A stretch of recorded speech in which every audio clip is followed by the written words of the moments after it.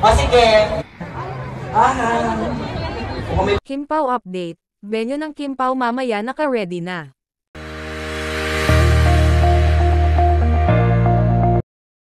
May pasilip nga sa naturang event mamaya kung saan ay gaganapin ang event ng Kim Pao, naka-ready na nga ang lahat. Samantala, spotted naman sina Paulo at Kimi sa isang video kung saan ay papasok na sana si Kim at Paulo sa elevator nang may isang family na tumawag kay Kimi at Pao, mga fans pala sila ng Kim Pao, at bumalik nga si Kim para mapagbigyan ang pamilya na makapag-picture. Kent, like 3 hours away. Yeah. Kim, go pa kay Kim. O sige. Aha. Kung may barbecue sauce pa yung kamay ko ha.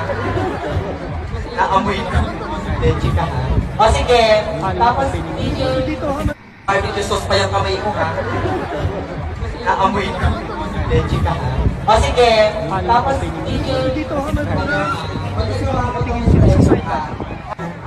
aha. Kung may barbecue sauce pa yung kamay ko ha. Naamoy ko. Chika ha. O sige. Tapos